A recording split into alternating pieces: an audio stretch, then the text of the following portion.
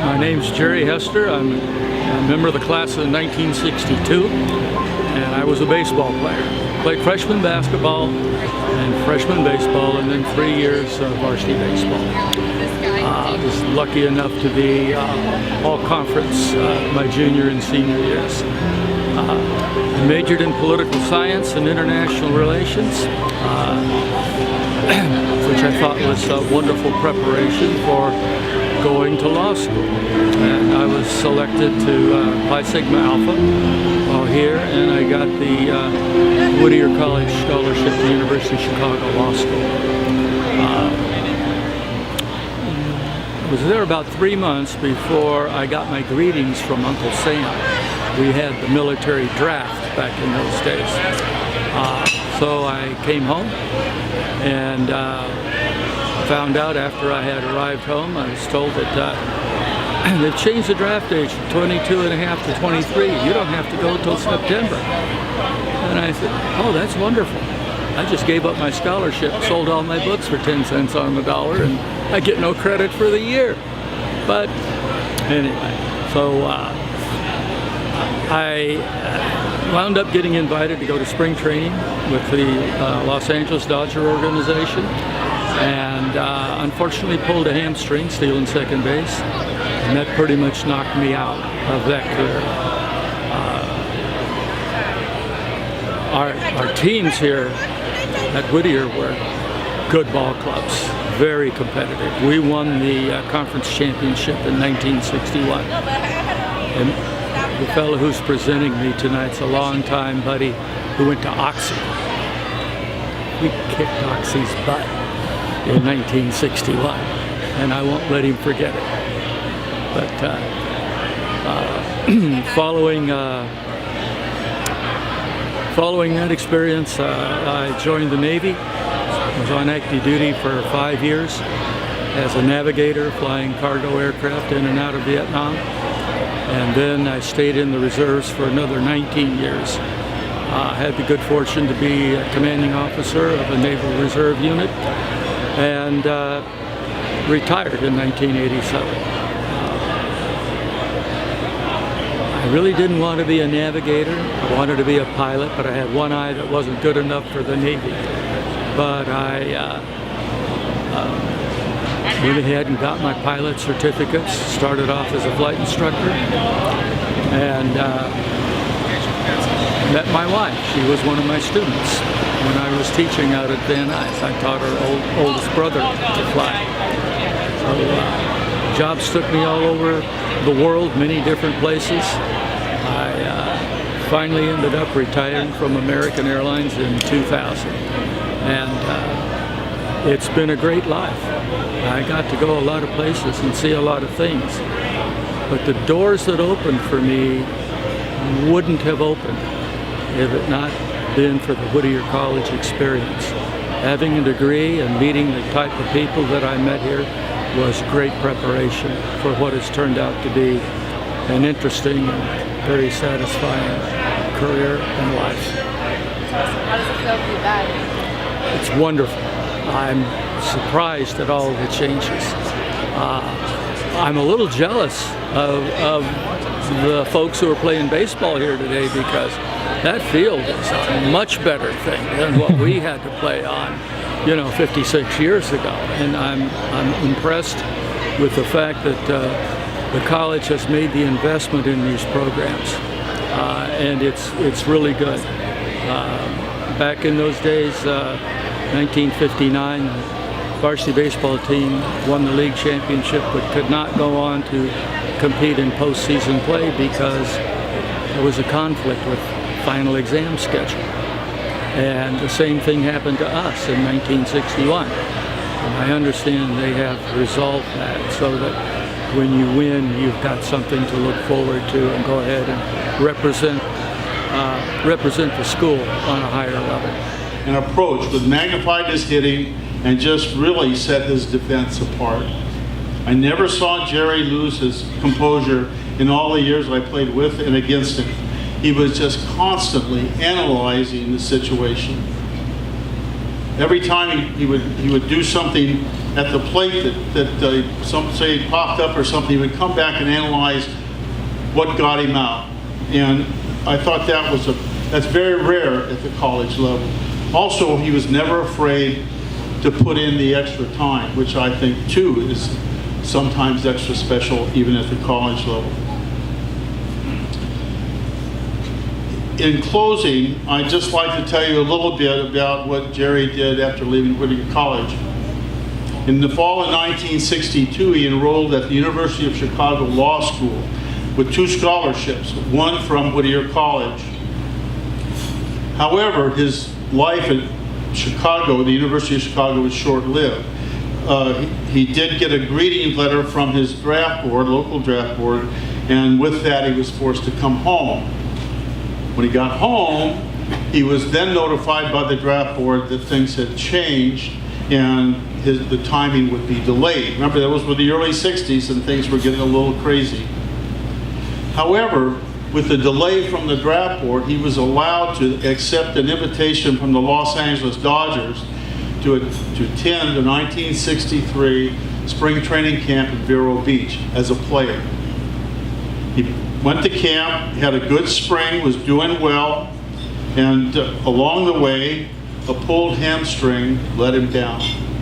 He went on the DL for the spring training camp and was not off a contract at that time, was then come home. But he had a good spring and the invitation was that close to signing a contract.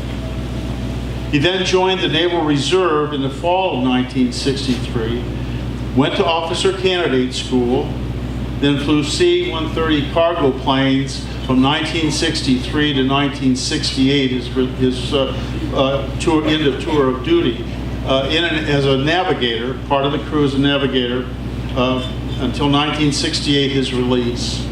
Kept keeping his commission until 1968. He then retired with the rank of captain. Staying in the air as a pilot, he then flew for AirCal and then moved to American Airlines until his retirement in year 2000. Something about pilots and cockpits.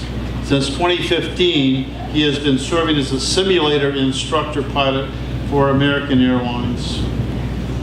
As I said a little bit earlier, very pleased and very honored to present to you Gerald George Hester, Hall of Famer, class of 2018. Members of the Hall of Fame Selection Committee, fellow inductees, and all who honor us with your presence here tonight. I don't remember exactly when I was bitten by the baseball bug, but it happened at a fairly early age. My mother gave me a baseball uniform when I was 8 years old. I'm pretty sure she had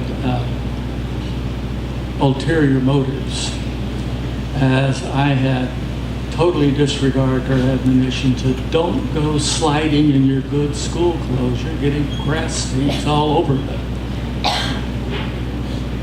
I love that uniform. And when bedtime rolled around that night, I was told, get your pajamas on, it's time for bed. I said, no, I'm not taking the uniform off. I tried looking at some of the state colleges, and I just didn't want to go someplace where I would be number 4,076 out of an incoming class of 5,000. I liked the compact campus, I liked the friendly atmosphere, and the small class sizes. It was a perfect fit. I met people here who were unlike any I had ever known. There were folks from places like Tennessee and New England, and people whose home life included dinner table conversations about things like Keynesian economics. It was a place where you could express your ideas without fear of ridicule. But you'd better be prepared to answer the question, what are your sources? I was a political science major, And my favorite professor was Dr. J.W. Robinson. I remember him saying, the only thing you can count on in politics is that at election time, the party in power will be pointing with pride. The party out of power will be viewing with alarm, and all will be speaking in glittering generalities. He was certainly right. If I had my way, every candidate for public office would be required to stand in front of the fireplace down at Mendenhall and read the words of John Greenleaf Whittier that are inscribed above that fireplace. Early hath life's mighty question thrilled within thy heart of youth with a deep and strong beseeching, what and where is truth?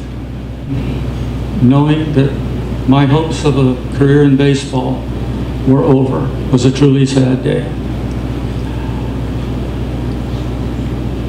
I flew from Vero Beach to El Paso, Texas on an airplane that the Dodger organization owned. It was a Lockheed Electra. And in El Paso, I dropped off the Albuquerque Dukes, their AA farm team, and gave me a ticket to fly back to Los Angeles. That ticket was on American Airlines.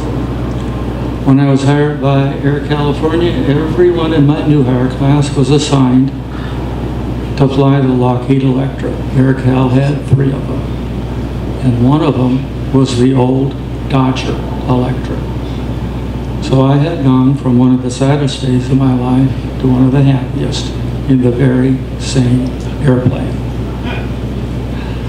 And 9 years later, American Airlines acquired Air Cal, and that circle became complete.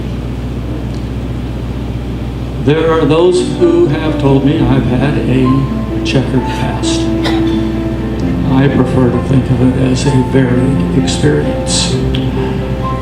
And one thing's for certain, my mother was right. It wouldn't have happened. Life wouldn't have turned out that way if it were not for the Whittier College experience. Doors were opened for me that otherwise would have been closed. I am grateful for the chance that I had and the things that I learned while a student here at Whittier. We had great teachers. We had great students to talk to. I had great teammates. Our 61 team won the conference championship, and we kicked Oxy butt twice that year.